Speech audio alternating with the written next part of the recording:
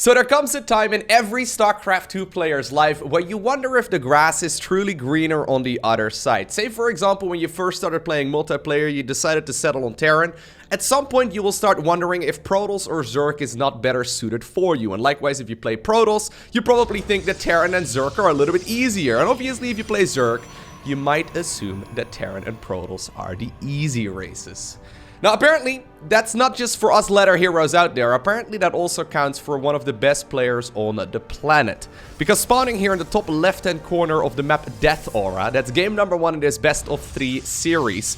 Playing with the orange Protoss probes, we have none other than Reynor. Now Reynor, of course, one of the highest ranked Zerg players in the world, if not the highest ranked Zerg player on the planet. For some reason, recently he's been entering a couple of the online tournaments, playing with the Protoss pieces. I haven't seen him play any of his off races for like, I don't know, like the last half year or so, but we'll see how good he is with one of his off races. It's a little bit weird to say that because I'm sure the guy is very good with all 3. But regardless, his opponent here in the bottom right-hand corner of the map, playing with the blue Terran SCVs from Brazil. We have the current number 38 on the planet. He's obviously playing his main race. We're looking at none other than Kelazhur's main command center. Now, I'm excited for this, man. I know a lot of you probably will be as well, because it's one of those weird instances that we don't really see a whole lot. I always like telling this story on the live stream. Back when Serral first had won the World Championship Series, back in, when was that, 2018, he became the World Champion of StarCraft 2. There was a tournament over in Finland that was only, you know, you could only play if you were actually a Finnish player, right? So you could only play if you were from Finland. Now, because obviously Serral at that time could have absolutely smashed everyone with, you know, Zerg, he decided to enter that tournament as a Terran player. Now, it turns out he won the whole thing as Terran, which means that Serral is not just only the best Zerg player from Finland, but also the best Terran. I love telling that little story because it just shows you what these guys are capable of. It doesn't really come down that much to like whatever race they play, right? Obviously, you have a certain tendency to watch a certain play style, but there's no denying that if you're very talented, right, and you're very good and you're very practiced, your mechanics carry over to whatever you play, right? So, anyways, here we go. A little bit of cheeky bunker harass. I can imagine if you're Kelazhur in this situation, you're probably gonna assume that the opponent is gonna be good. Oh, that was a little bit of a cute micro there. You see that? That was cute. Anyways, you're probably gonna assume that your opponent is gonna be pretty good in like a straightforward macro game. So if you're Kelazhur, I feel like your best chance of just winning is to throw your opponent into a situation they have likely never been in before. Right? One of the reasons why players grind game after game after game at the professional level is so they have seen literally every single situation multiple times, right? And obviously if you can throw them for a bit of a weird situation, like for example this, where you go for a bunker behind the mineral line, not necessarily super common. I mean, apparently Reynor decided to go for a shield battery. If Protoss was his main race, he would have actually tested for it. I don't think you necessarily need that shield battery because it's just a single Reaper over here. But just to try and throw your opponent off of their normal game for just a little bit. Now, one thing obviously that Reynor is very well known for is his Zergling control and his Zergling run-bys and all that. I would like to see if maybe he can do something similar, I guess, with the Protoss units. I'm assuming this is going to be a blink opener. It just makes the most sense, although nothing really makes sense here so far as, you know, this entire series goes. So it is indeed going to be the blink upgrade. Alrighty. A couple of Stalkers in the meantime, of course. After defending at home, they have decided to make their way home. Kelazhur, though, added on a bunker over there as well. I'm liking this situation for him a lot. He's decided to go for the classical 1-1-1 opener, go straight into the Banshee, and now also that Cloaking Field upgrade. Now, if there's one thing that Zerg players are really good at, especially at the highest level, is defending stupid stuff, right? I mean, Zerg players basically defend all day, every day, and then eventually they'll be able to overwhelm the opponent. I don't really know exactly if going for a Cloak Banshee opener is going to really throw Reynor, you know, into a weird scenario. I mean, maybe he's not going to have his observer timings or you know, his detection on point. I mean, that's going to be a problem, actually, if he doesn't start up any sort of detection here anytime soon. But, you know, just in general, he's going to be very good at that multitasking, right? So I guess the real trick right here for Kelazhur will be finishing up that Cloaking Field upgrade. Obviously, the gold standard right now is to go for that Widow Mine drop. That's been something we have seen for a very long time, and Reynor is going to be perfectly fine against that. Now, I'm not sure exactly what sort of detection he will have here at any point. Alright, so there's the double forge even starting up. So he's not planning on getting anything done here anytime soon. These Banshees could certainly become a problem. Reynor also has absolutely no scouting information inside of his opponent's main base. I don't know exactly like how practiced he is with Protoss, right? Like, is he just winging it? And is he just like, you know, throwing up some random structures at random times? Or is he just actually trying hard? So there's the Robo facility. Observer can be chrono boosted out in a little bit. I didn't actually know that worked like that. You see that? So those Stalker hits were just about to connect. Then the Banshee pilot cloaked. And apparently, yeah, it will actually stay alive. That was kind of close, but worked out just barely. Anyways, in a little bit, I do think we can expect a bit of detection to come up. So there's a shield battery over there in the natural. There's a photon cannon over at the third base. I mean, the real source of detection here will certainly be that Robo. And I can imagine Reynor right now shaking his head, thinking about this opener. I like it, though, from Kelazhur, right? Just going for something that is out of the ordinary. Just to make sure that the opponent is likewise not going to be able to prepare against this as easily, because they just don't have as much experience. So far, this is a bit of a disaster right here for the Italian Protoss player. I was gonna autopilot and say Italian, you know, Zerk, but I guess he's the Italian Protoss now. Anyways, Observer eventually comes out of that Robo, and, well, a little bit of sloppiness right there by Kelazhur. He knew that there was a photon cannon there, so I'm not sure why he decided to take that retreat path. So one of those Banshees did get shot out of the sky, but all things considered, this is still relatively manageable. So look at the way that Reynor plays Terran here, or Protoss here, right? It's very Zergy. He's been chrono boosting out so many probes that even after losing 15 of them, he's still ahead in workers. So I guess the main question is, can he hold this counterattack, or I guess this attack here from Kelazhur in just a little bit? So Kela did decide to go ahead and build up the third base. He's got the Stimpack combat shield and probably the +1. Yeah, there we go.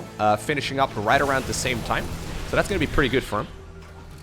I think he needs to go for an all-out assault at that point. I mean, Stimpack combat shield +1 infantry weapons. It's the classical timing attack that Terrans have been going for a very long time. And it's especially good if you manage to throw your opponent off of their game a little bit earlier on. Alright, so what's the follow-up going to be at this point for the Protoss? Zerk? The Zortros? We need a name for this, okay? The Pro-Zerk? No, that doesn't make any sense. The Zerktos. No, that doesn't really have... I don't know. I'm open to your suggestions. Let me know down below in the comment section of the video. What do we call a pro gamer off racing? Do we give them a new name? Anyhow, here's that little timing attack. So I like this move. This certainly has the potential to ending the game. It depends on where those siege tanks are going to be able to... Actually, oh yeah, it is 2, I was going to say. There should be 2. It depends on where they're going to be able to, you know, siege up. At the same time, a couple of Stalkers do go in for the counterattack, but this does now open up the opportunity for these units over here to get into a wonderful little position. There we go. So a couple SCVs and a couple of reinforcing Terran units will be picked up here. There is one shield battery at the front, but that one will be killed very quickly. And I've got a feeling that this may very well become, like, you know, the final push right here from Kelazhur, right? I mean, he's 40 supply up. He does lose a bunch of SCVs at home, which once again reminds me of a Zerkling run by. Except this time around, it's done by Stalkers. Third base already in a lot of trouble. This is the moment, apparently, where the Protoss player decides to commit. Probes are pulled away from the mineral line as well. A couple of those Stalkers, just like a Zerkling group, are trying to set up a surround. Both siege tanks still live, and yeah, there we go. Easy game number 1 here for Kelazhur. Alrighty, so here we go. Map number 2 is going to be a Romanticide. Now, I don't know if I'm the only one, right? But whenever I play my off races, at the very least back when I first started playing my off races, I decided to open up in a bit of a cheeky way, right? I mean, I have been known to cannon rush from time to time, despite the fact that I absolutely hate being cannon rushed as a Zerk player. I cannon rushed and you know, mass sky tossed my fair share of games. Generally speaking, I've found, especially if you're, say for example, you're a Terran player, right, and you're playing Protoss and you queue up against a Terran player, so you meet another Terran player on the ladder, usually you know exactly what that Terran player is going to absolutely hate playing against, so you play exactly that, right? Now, I wonder, for example, if Reynor were to play like a Protoss versus Zerk, I couldn't find any of those replays, but if he decided to like, or if he would queue up a Protoss versus Zerk against like a random other pro gamer, would he play completely differently than what we would normally see in those matchups. Like, I don't know. It seems like most of the time, right, especially if you're a pro and you only have so many hours in day, just like all of us, it makes sense to watch a lot of tournaments, and especially all of the matches for your specific race. Say, for example, you're a Zerg player and you know Cyril is playing later tonight, you're definitely going to be watching those VODs, right? But you're probably not going to be watching as many Protoss versus Terrans, or as many Terran versus Terrans, or Protoss versus Protosses, right? So I guess the question that I'm trying to get at, like, how comfortable is Reynor playing this matchup in general? And is he going to be taking a macro approach? Well, apparently he is. Just going for the classical opener here. 20 Cybercore and then also a 20 Nexus on the low ground. Obviously, that's an easy way to open up with a macro build order. There's one cheeky little probe hiding in a natural, but Kelazhur was not born yesterday. Look at that. Command center he's gonna be able to, okay, I was gonna say he's gonna be able to find that guy relatively easily. That would have been sloppy if that Marine was not paying attention. Nice little bit of stutter stepping there. Kills that probe. If you do it well, you can actually kill the probe every single time, but you do have to stutter step pretty much perfectly. Alrighty. So once again, not a super fast expo here from Kelazhur. Looks like he's opening up right here with a reactor and then also that factory. We'll see what he decides to follow this up with very, very shortly. I think that this is going to be a bit of a starport proxy. At least that's what it looks like. There we go. Very quick starport. Now, apparently Reynor has already sniffed this kind of thing out. There we go. He's obviously very good at scouting with like drones and whatnot, right? On his side of the map, especially against Terran players. So maybe he's already, you know, doing the same thing right here for Protoss as well. There's actually this crazy story right now going on in StarCraft 1. I don't know exactly how many of you follow StarCraft Brood War. I kind of follow it from a distance. I like watching it from time to time, right? But the most successful StarCraft 1 pro gamer of all time, like literally the best guy to ever touch a mouse and keyboard, he's known by the name of Flash. He recently decided to switch from the race Terran to a random, which is kind of mind-boggling to me. So apparently in a couple of interviews, he essentially stated, yeah, I mean, Terran just wasn't that much of a challenge anymore, so because I wanted to make the game a challenge again, I decided to switch to random. It's actually nutty. Like, I secretly hope we're going to be seeing something like that at some point in StarCraft 2 as well. And maybe Reynor is the man for the job. Now, nice little bit of sniping right there on those two Hellions. It is going to allow the kill right there on that sentry. But imagine that, right? If, like, the best player in the world, or, you know, whoever at the time decides to switch to random just because the game has gotten boring, because they've won everything. I don't think we're there yet, right? We don't really have someone of the caliber of Flash in StarCraft 2, but it's a pretty cool, thought process. I do love the idea of that. Anyways, I'll definitely be following along with some of those Flash things as well. I've seen a couple people ask if I would ever be interested in casting like a StarCraft 1 event or a StarCraft 1 game. The thing is, guys, I kind of suck at StarCraft 1. I like very much so watch that as someone who barely knows the rules to the game. You know, I like watching it. I do enjoy, you know, having a look at some of those games from time to time, but I don't think I'm qualified to cast it. Whereas for StarCraft 2, at the very least, I understand the game at a decent enough level to give you a little bit of insight. So maybe one day, but at this point, the most I could say is like, and the shuttle is flying with the snail dude inside of it. It's gonna shoot one of those interceptor-like things. What are they called again? Okay, yes, scarabs. Like, my commentary for StarCraft 1 would just be very bare bones. Very bare bones. Maybe if I can get a co-caster or something, that might be something, but anyway. No promises. It is going to be a quick Robo Bait this time around here for the Protoss player. I like this build. This is the kind of build that I like playing a lot whenever I play Protoss on the ladder and I want to play a macro opener.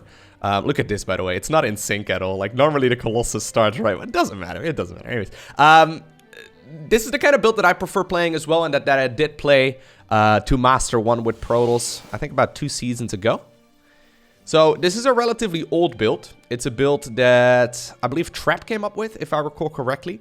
It's a build where you take a later third command, or a third Nexus rather, but you do get yourself the quicker Colossus with the extended thermal lens out. And it's nice because it allows you to stay safe and not really die very easily. So technically speaking, a Blink Stalker opener can do the same thing. The only problem is that you need to actually micro your units really, really well. And as a Zerg player, I mean, that's just not my cup of tea, you know? Micro? What do you mean? I just attack move, make sure my Banelings don't roll into Thors or something along those lines, right? Like, that's the extent of Zerg micro most of the time. No, that's just a joke, but you know, I like this kind of opener. It's just safe, and it doesn't really, you know, create much of a problem. Now, here we go. Once again, stimp back, combat shield, +1 infantry weapons. The classical timing. Don't think it's really going to be able to achieve too much in this particular game. I mean, Kelazhur has done barely zero, or barely zero, barely any damage. I guess barely zero is also technically correct. But he's barely done any damage here. Very greedy scout right there of the observer, by the way. I love that. I mean, that's something you can do in Gold League or up to probably Master League, where players just have an observer floating around, you know, inside of the Terran main base. But obviously someone like Kelazhur knows the timing at which one of those observer boys would show up, and he can just scan and kill it, right? Like, he would look for the little shimmer inside of his main base, and that would give him all the info that he truly needs. But anyways, so this time around, it's not going to be a full frontal attack. Instead, he decides to go for a small little hit squad here towards what seems to be the third base. And then I guess a drop inside of the natural. I like this, especially against the Colossus opener. There's just not going to be that many Protoss units, so splitting them up is rather difficult. So this is now creating a bit of an opportunity here. Sniping the Twilight Council actually would be quite good. And at the same time, right, that little Terran hit squad on the right-hand side of the map is coming together. And they're going to start moving on over to the third base. Now, that drop threat is always going to be there. Love this observer position. That's way, way better. It's going to give Reynor a lot of vision here. Yeah, so I don't know exactly if Kelazhur saw that there were so many units already over at the third base, or if he just saw the little shimmer there of the observer, so he knew that his opponent knew he was there, but he does decide to back up. Nice little bit of damage though, but I mean, if you look at the worker count right now, once again, this really reminds me of a Zerg player.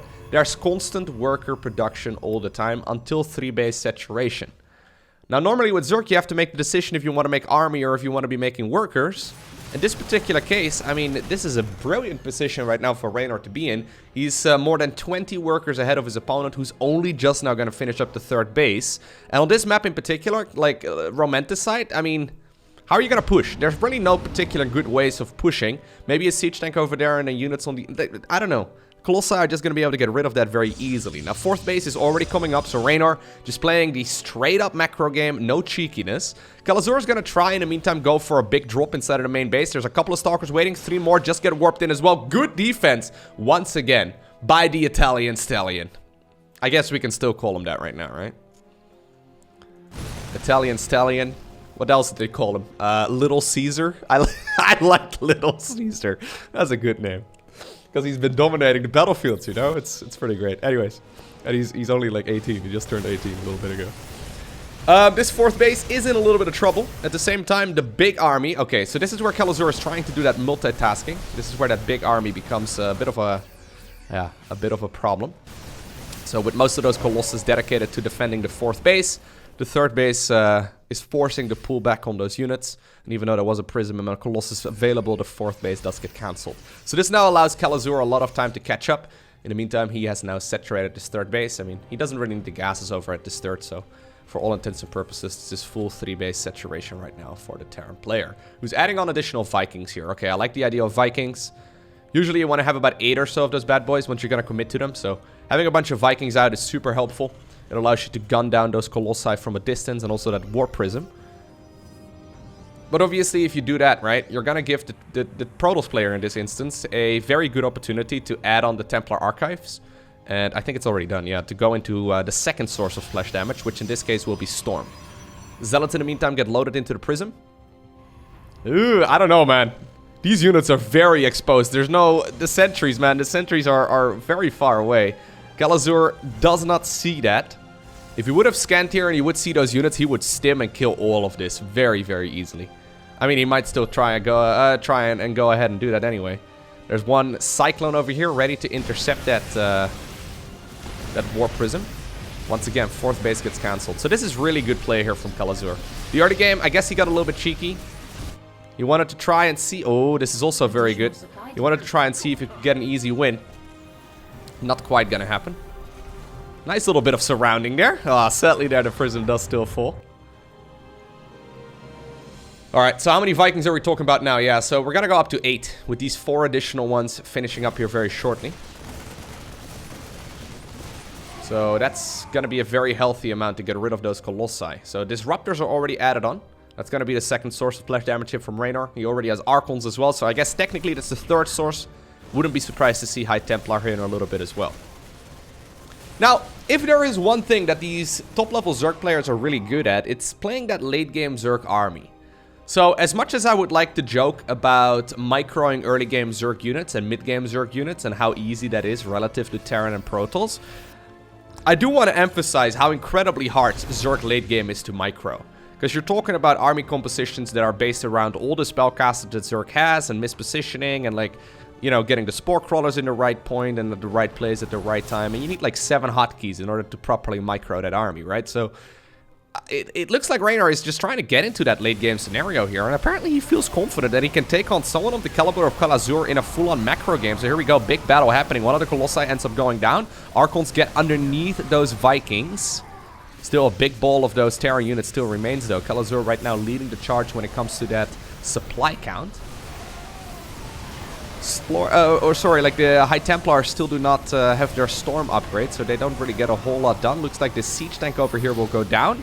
Archons get microed backwards. Stalkers decide to blink forward and try and snipe down some of those Medivacs. 2 additional Vikings right now join the fray as well. They're going to be able to get a kill on one of those Observers.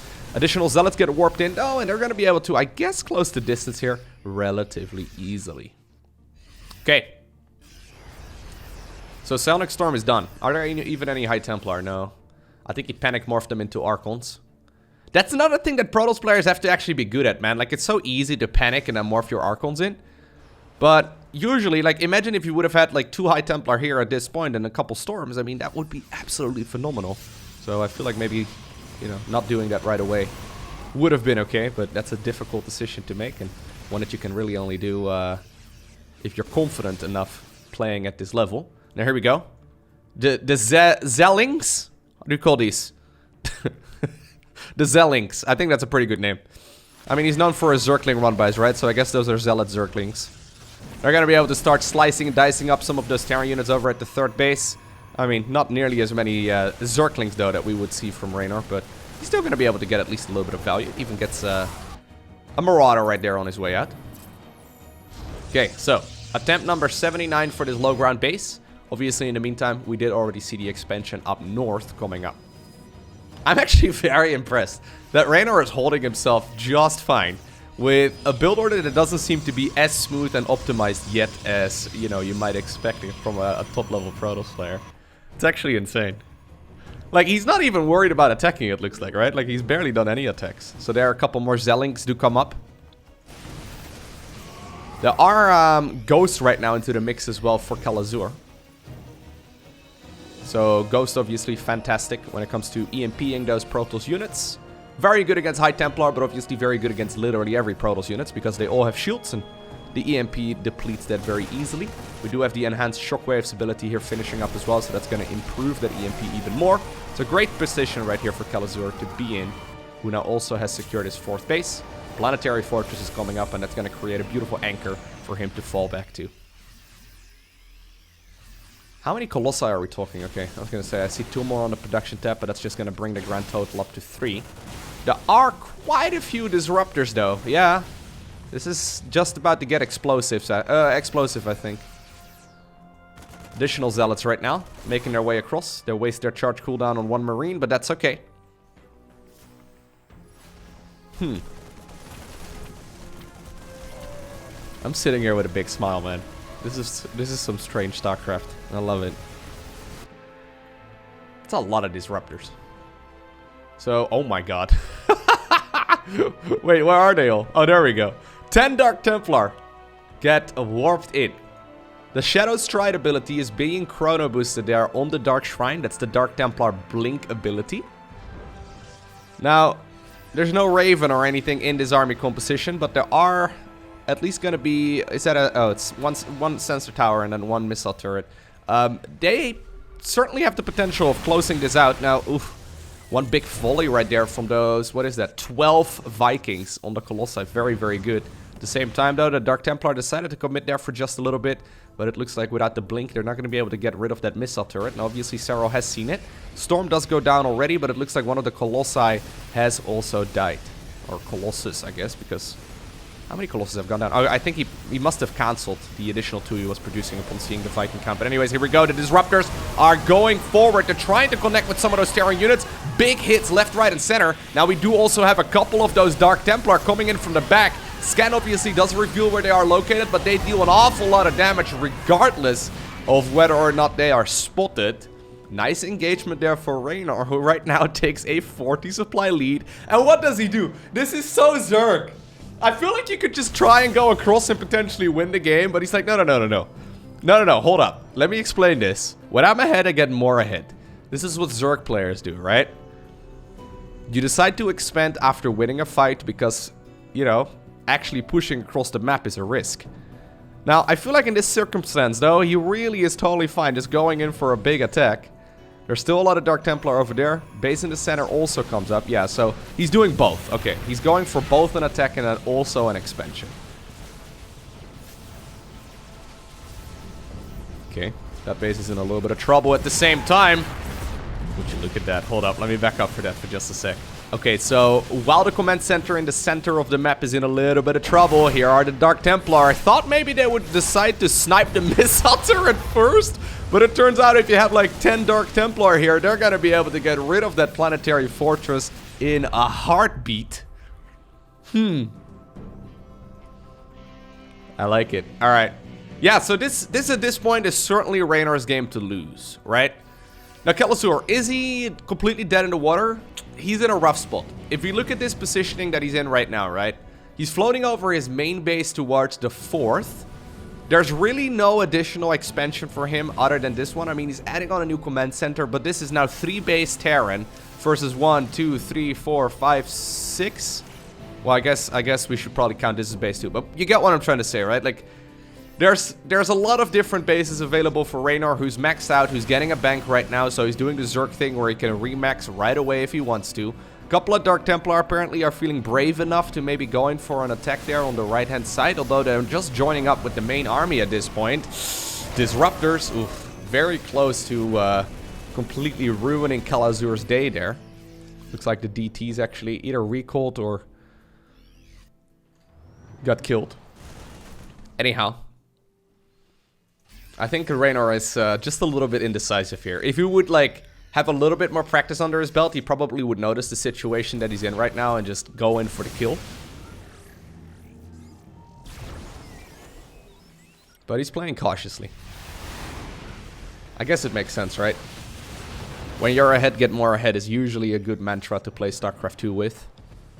So usually because of that, expanding is a little bit safer than going for a big battle across the map, because your opponent obviously does have that defender's advantage, whereas for the Expo, ooh, nicely done. They're not going to be able to get too much done. Looks like a couple more DTs actually decided to now get in some harassment over at that 4th base. And, I mean, this is now going from bad to worse.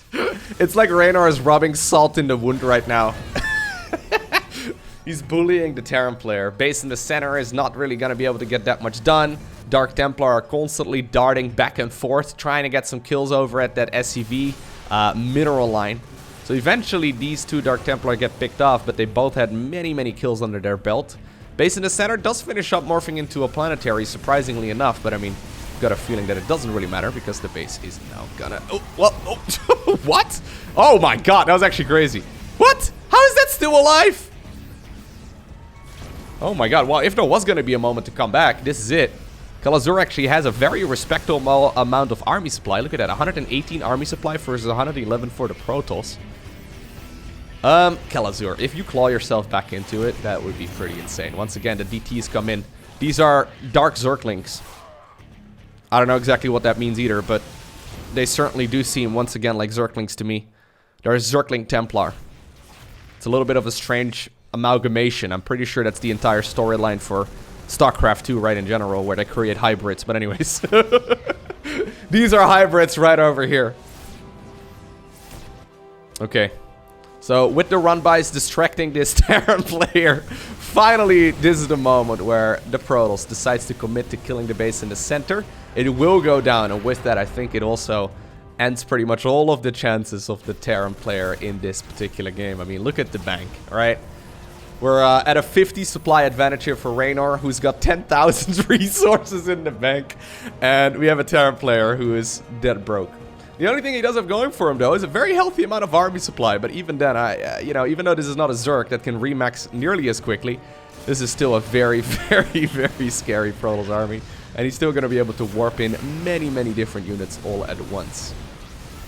Okay, 14 in total. 14 gateways, that is. Nice splits once again on those disruptors, but I mean... this shouldn't happen, right? If the Terran player somehow comes back here, that would be absolutely insane. There we go. Massive disruptor hit, ends like half that army. Still, though, Kelazhur is making the best of it, dude. Like, if you don't look at the supply count, you might actually think that Terran has a chance here, but I feel like he's been dead in the water for the better part of the last 10 minutes. Here we go. GG gets cold, and Reynor actually gets a point on the board. Alrighty. So, the final map for this best of 3 series is going to be Pillars of Gold. Classical macro map. Not a whole lot of shenanigans on this one, obviously. Especially in this matchup. It seems to be pretty well balanced. I can actually look it up real quick. So, if you look on Team Liquid and you search map name, so Team Liquid, Pillars of Gold, you get a page for Liquipedia, and it shows you the win-loss ratios for the different matchups. Yeah, so my gut instinct seems to be correct. When it comes to the Protoss versus Terran matchup, this matchup is 50.6% in favor of Terran players. So that's very respectable. That's in a sample size of 439 games played at the pro level. So it certainly seems, yeah, like a pretty fair map for both sides. When it comes to maps, obviously, players always have different preferences.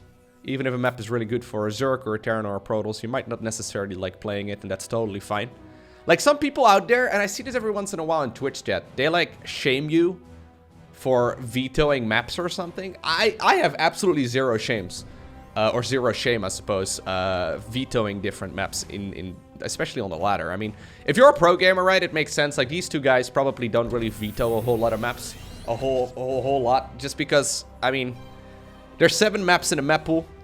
The biggest tournament format we play in StarCraft 2 is a best of 7, right? So there's a chance that you're gonna have to play all 7 maps, regardless on whether or not you'd like to or not, right? Like, if you want to participate in the tournament grand finals, you probably need to be able to play every single map. And it also makes sense just in best of 3s and best of 5s. Whenever your opponent decides to veto a map, for example, you might not have the option to veto all of the maps you dislike. So it just makes sense to play every single map. But if you're a ladder hero, just like the majority of us, right, for 99.9% of the player base in SC2, just veto the maps you don't like. I mean, I feel like that goes without saying, but for some reason there's a lot of people that shame others for vetoing maps. Like, oh my god, you veto Pillars of Gold, even though the win-loss ratio is this and this and that. Makes you a weak player, man. Nah, those people are stupid. Anyhow, once again, nice little bunker right there behind the mineral line. I like it. It's very good. Now, nice little bit of probe harassment over here on the low ground as well. Marine does come out eventually, so that probe dies. But this is annoying here. Reynor's once again gonna have to deal with that bunker there, so I wonder how he's gonna respond to that. He hasn't seen it yet, I guess. No, he sees it now, yeah, with the Nexus finishing up. The thing is, this bunker is only like a 25 mineral investment. I mean, obviously you have to plant it down for 100 minerals, but then you get 75 back once you salvage it. So, I mean, it's a bit of a cost up front. It's like a piggy bank, okay? Except for the worst bank possible. AKA most banks, I guess, right now giving negative interest. This is a very, very, very small amount that you pay for it, though, in StarCraft terms, because obviously you build up your eco here very nicely while this is all happening. Yeah, so this reminds me a lot of the build order that he played in game number 1. Now, Reynor decides to mix it up again. So, game 1, he decided to go Twilight. Game 2, he decided to go Robo. Game 3, guess what? We see a Stargate opener. I'm actually very impressed with, like... I almost feel like he should have killed that. You don't get the salvage. Yeah, I think he should have. Anyways, I'm very impressed with the fact that he's playing a variety of builds. I mean, one of the things that I found, for example, playing against random players on the ladder, is that since they have to practice 9 matchups, right? I mean, you have to know every single matchup from every single perspective. Usually, they're kind of one-trick ponies. And I don't mean that in a bad way. It makes sense, because StarCraft 2 is a hard game. Knowing multiple strategies for each of the matchup makes it so much harder, right? So the fact that Reynor actually is not just doing the same build order every single time. Yeah, it's pretty good. I like it. Okay, so third Nexus is coming up. Here's the Oracle flying across the map. It's just going to be a single Oracle, so I guess Robo is a follow-up. We'll see in just a little bit. Anyways, let's see if that Oracle can get anything done.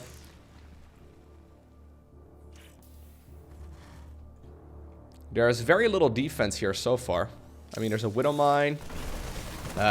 Okay. Well, we obviously have full vision, right? So we knew that that main base was undefended. Oh my god, dude! I was actually gonna say, like, it seems like it was undefended, but turns out there's a 700 IQ game being played, and I'm the idiot. So, okay, so I decided to back up for just a little bit. Look at that Widow Mine. Do you even see it? There it is. I know it's a very common location to position your Widow Mines, but it still kind of catches me off guard sometimes, because... I mean, even though I knew that it should be there, I still didn't actually see it. It's kind of crazy how well hidden they are behind some of those structures and behind that little worker tab. But anyways, it's going to be double barracks right now as a follow-up, 2 tech labs as well. There's also, I think, an engineering bay right there in the back of the natural, so that's good. Now, in the meantime, the 3 Widow Mines have decided to load themselves into a medivac, and this can actually do a nice amount of damage. Yeah, here we go. They're going to drop over at the main base. In the meantime, there's also something going on over at the third, but this is a nice bit of damage. 6 workers end up going down. I think he probably could have, like, targeted manually there to get even more damage out of these Widow Mines, but hard to critique someone while there's a lot of multitasking going on, right? Yeah, I mean, getting a medevac and now getting 2 of the Widow Mines, I wonder if that actually pays for it. I mean, getting 3... You know, 3 of those units, and now the 4th one as well. It's not bad at all. At the exchange of 6 probes, probably fine, to be honest. Anyhow, once again, we're setting ourselves up for this very standard timing. So it's going to be double reactor after double tech lab. So combat shield and stimpack, or combat shield and stimpack. There we go. And then the +1 infantry weapons. Bunker gets salvaged at the front, and this is yeah, this stock standard way to play Terran, right? So if you're struggling on the ladder as a Terran player, I highly recommend you go ahead and play something along those lines. You could make it even more all-in-y, which is probably fine if you're playing somewhere below, I would say Diamond League or so. If you play somewhere below Diamond League, you can definitely go ahead and add on like 2 additional barracks over here and just, you know, make this like a 5 Rex all in. And then basically you hit right when +1 or +1 and combat shield and stimpack all finish up. Wouldn't be surprised though to see Kelazhur going for a 3rd base here very shortly instead, just because it's usually a little bit better at the pro level. Reynor scouting for that as well, right? He knows what he needs to be looking for, so somehow, some way manages to wiggle that Phoenix out of there too. But yeah, it's a good timing attack that can catch many players off guard. The thing is about these timing attacks, right? So this is like such a standard one. So he's moving with combat shield and stimpack and +1, right? You can win against players that are running shitty builds. So if you run against someone who's just not playing an optimized build, or they're making macro mistakes in the first like 7 minutes of the game, you can just win with a push like this, right? So look at Kelazhur, 110 supply at this point, 61 army supply for his only 33. Now obviously these Protoss units are very strong. Blink has finished up. There's a Robo Bay coming up as well, so Reynor should be able to defend this, but you know what I'm trying to say, right? Like, if for example, you'd be late right there on the Robo facility or on the upgrades that the Protoss player has here, you would just win. You would just go ahead and push. And, well, maybe that's actually what we're going to be seeing here as well. This is a scary Terran army. There are some shield batteries over at the 3rd base. I see none over in the natural, so I like this move right here by Kelazhur. Actually, I thought he was maybe trying to bait that army to go towards the natural, but I think he's just trying to bait them on top of the Widow Mines. Nice little bit of micro there as well by the Italian player. Trying his very best to have only Zealots go down right there to those Widow Mines, constantly backing up as well. Phoenix decides to jump in there, maybe trying to soak some of those Widow Mines as well. Reinforcing units are coming up right now, though, but I don't like this force positioning. I mean, it gets picked up right away. There's a pylon now also being depowered. Robo facility in a lot of trouble, although apparently the Terran player decides to step around it and go back to the actual Stalker hit squad. There we go. It's a lot of probes going down. And this is what I mean. Like, this is the oldest school. Is that even a word or a set of words? The oldest school build order for Terran players in the book, right? I mean, obviously there's some varieties that we see, but Widow Mine drop into what's going on here? What? Okay, so while this little fight is happening over here, at some point these SCVs get pulled.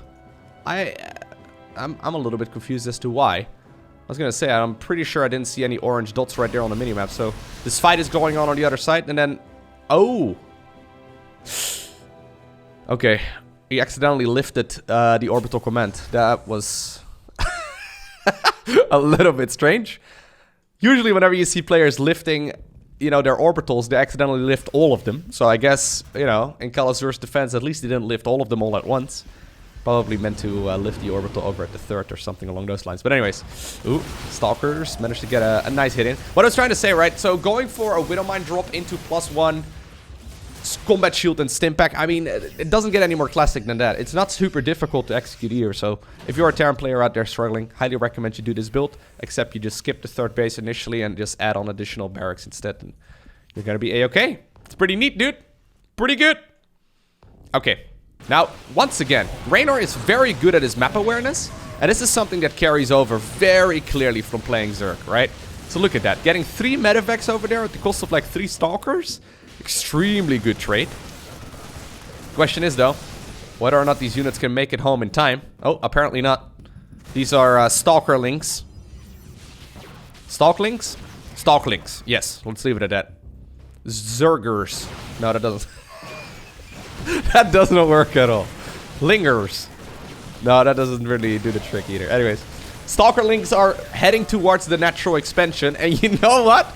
This is just like a Zergling run by. These handful of units right now are forcing this entire army to retreat. And guess what? Protoss has a trick up their sleeve. They can recall on out of there. Zergers. I think that's the best one. Anyhow. 4th Nexus coming up in the meantime. Once again, macro approach right here from Reynor. +2/+2 now in the meantime happening as well. Good timing, so that armory came up at the correct timing. This is when we do see the additional barracks now coming up as well as the 2nd starport. Alrighty. There it is. Barracks 6 and 7 finishing up at this point. Templar Archives. Extended thermal lens coming up as well.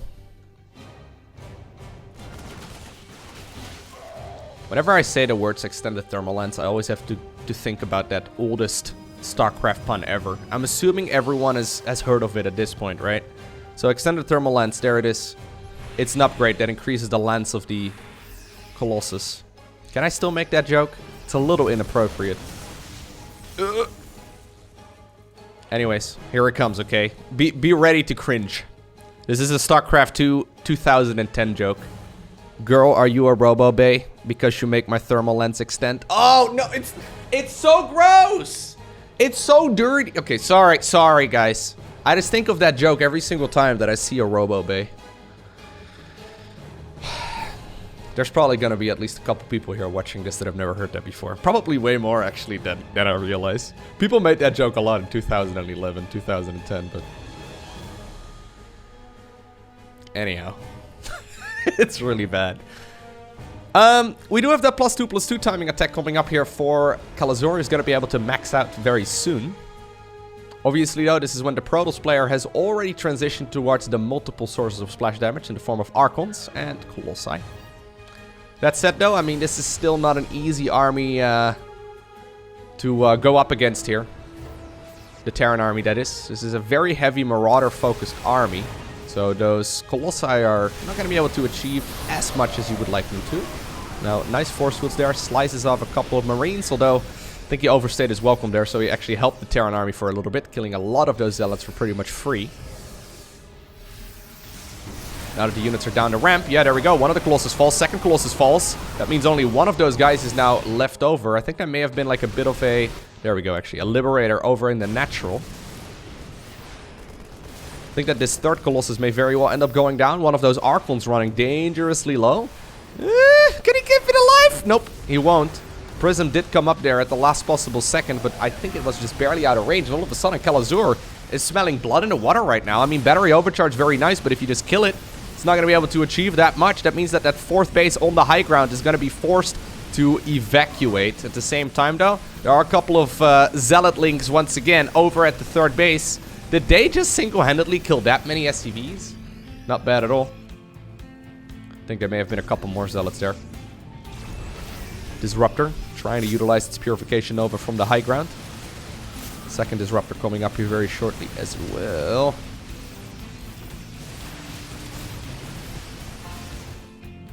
Okay.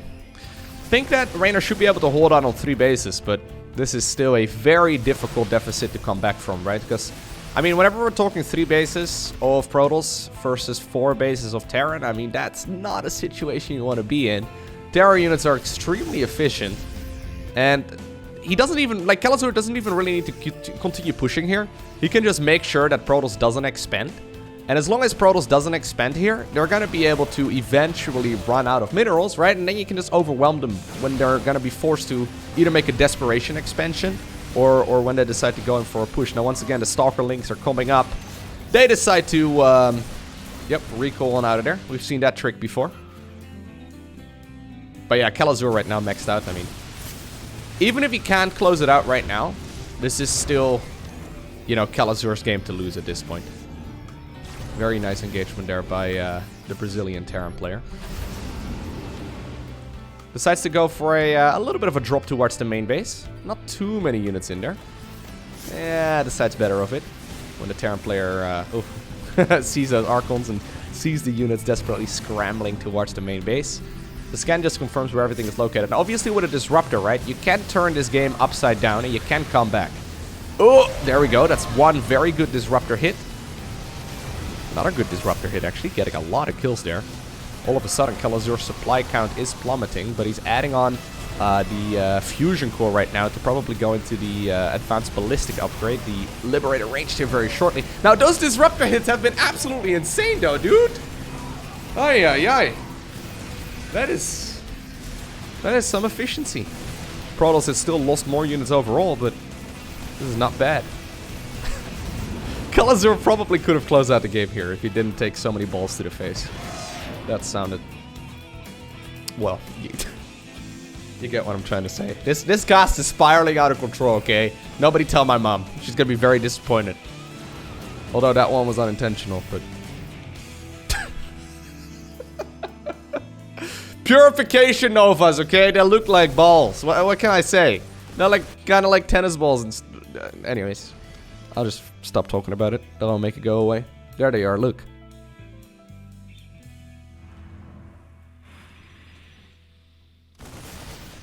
So, he didn't get the Advanced Ballistics upgrade yet, but he's getting himself a whole bunch of Liberators right now. And at this point, there's no counter at all for Liberators. I mean, there's a couple of Stalkers. 4 Stalkers. I know some of you get upset whenever I call for a couple. There's a few Stalkers. A handful of Stalkers. Is that better? Anyhow. There are literally a couple of Liberators over here, though, and they are holding down the door very nicely. Even though it's a wide open map and this choke point is technically accessible, as soon as a unit enters in, they're gonna pew-pew them down.